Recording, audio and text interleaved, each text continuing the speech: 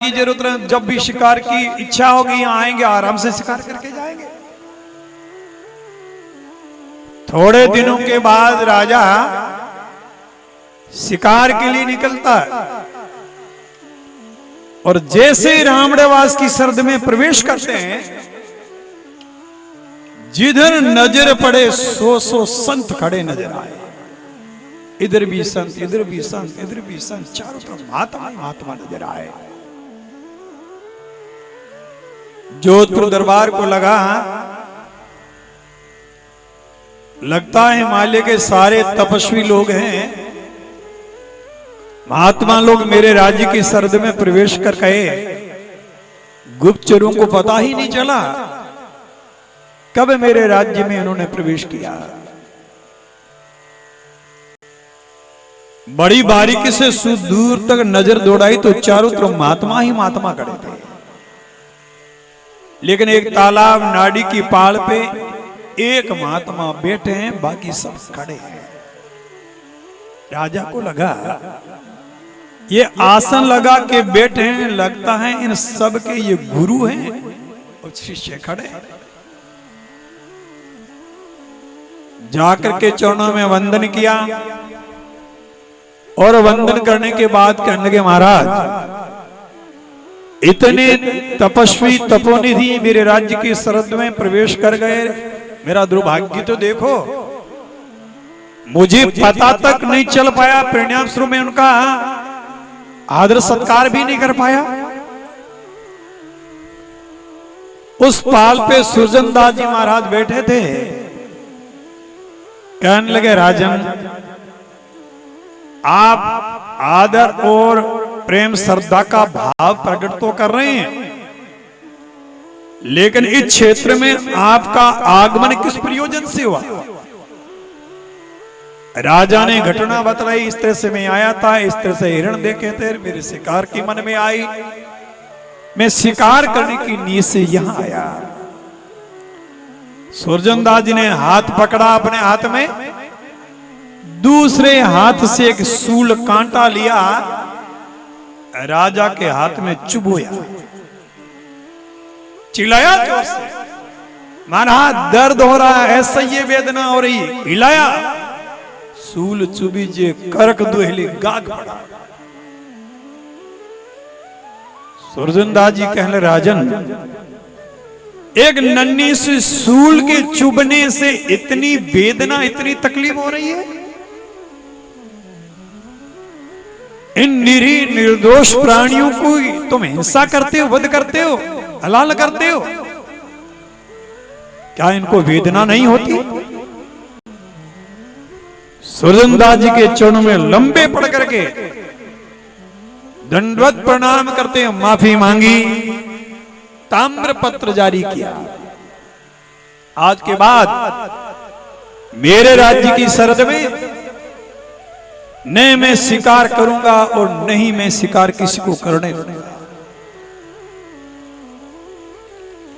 खड़े होकर के राजा ने निगाह डाली, जो जितनी दूर तक नजर गई, जहां महात्मा नजर आ रहे थे, सब जगह हिरण ही खड़े थे।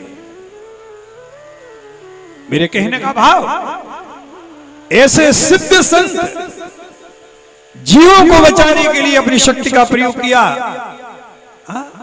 कुपे का पोमाया, गलत मार्ग पे चलने वालों को सही मार्ग पे लाने के लिए उन्होंने अपनी उस साधना की शक्ति का प्रयोग किया। लेकिन परमात्मा को सदनों संचित शक्ति का प्रयोग करने की जरूरत नहीं, वो विभूति तो स्वाभाविक रूप से उनके जीवन में होती है। ऐसा दिव्य चमत्कार दिखाने के बाद भी लॉर्ड जी के मन में आशंका है, लोगों के सामने हकीकत को बयां करने की हिम्मत नहीं जुटा पाए। थोड़े दिन बीते,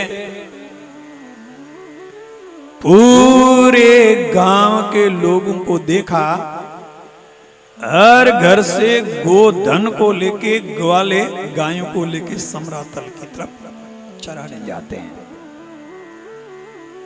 मां से भगवान जाम्बू जी कहने, मां कल से हम भी गांव के ग्वालों के गोधन लेके समरातल के जंगल में जाएंगे। अब ठाकुर का बेटा ग्वाला बने तो अच्छा नहीं लगता, लेकिन लाडले बेटे को मना कौन करे। भगवान जाम्बूजी ग्वाल बालों के साथ गोधन लेकर के गांव से रवाना होते हैं। आज ग्वालों में बड़ी प्रसन्नता है, खुशी की लहर है, उमंग है।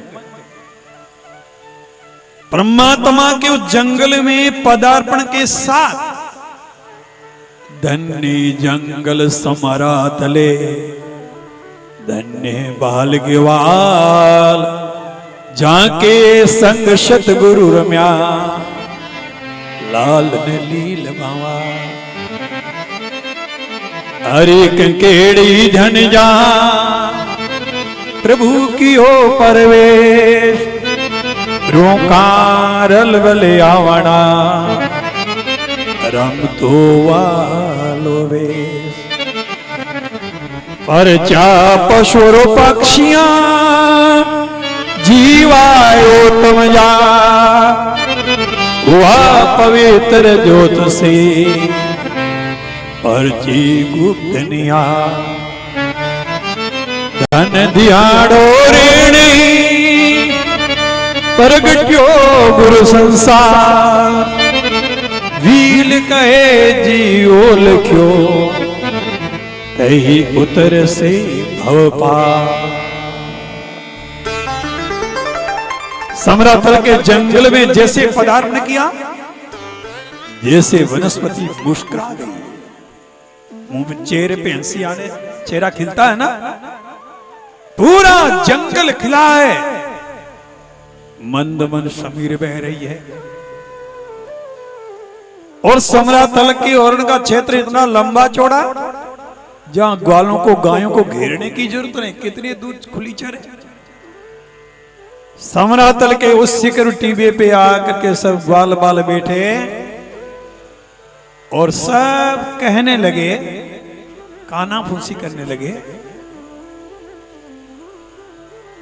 ये कुंवर ठाकुर के आज आए कल आए या नहीं आए, आज इनके साथ में अपन खेल खेले रमे। भगवान जाम्बूजी के सामने ग्वाल बालों ने इच्छा प्रकट की, हमारा मन करा आपके साथ में खेलें। गुरु महाराज कहने लगे जरूर खेलें। पहले के टाइम में मारवाड़ का प्रसिद्ध खेल था दो, एक तो खुनखुनियो, आंध्र गेटो, मुकड़ा राम जी रमे हुए।